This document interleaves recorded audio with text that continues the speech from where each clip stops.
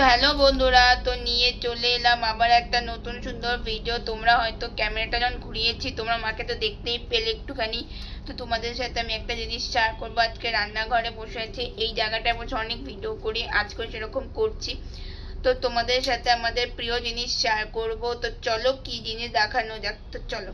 তো এই দেখো আমার প্রিয় জিনিস এনেছে, এটা হচ্ছে ট্যাংরা মাছ। কিন্তু আমার ট্যাংরা মাছ সব থেকে আর একটু মাছই উঠতে পারে, কারণ মাছ রাখা তো, তাই একটু সবাই একটু প্লিজ ম্যানেজ করে নিও, কেউ খারাপ ভেবো না।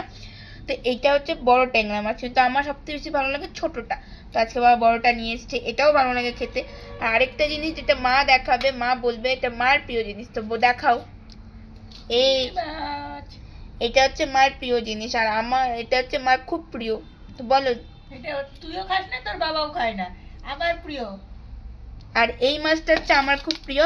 এটা একটা তরকারি হয় যেটা আমার দিদা রান্না করতো, মানে বেগুন আলু দিয়ে, এত টেস্ট হয়। আমি ট্যাংরা মাছ আনলে মাকে বলি যে আমি এই রেসিপিটা করে দাও।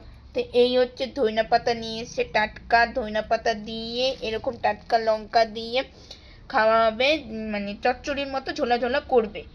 আর তার সাথে নিয়ে এসছে ওই যে দেখো, এই দেখাচ্ছে তোমাদের, এই দেখো লেবু।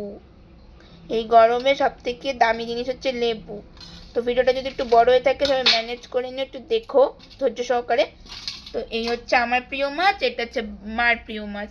আর খুব গরমে মাছের উৎপাত শুরু হচ্ছে, আর এই হচ্ছে টাটকা সবজি। ভিডিওটা বাড়িতে মাছের উৎপাত হয়, কি করলে যাবে মাছিগুলো দূর হয় সেটাও বলবেন। তো ভিডিওটা কেমন লাগলো অবশ্যই কমেন্ট করে জানাবেন। টাটা।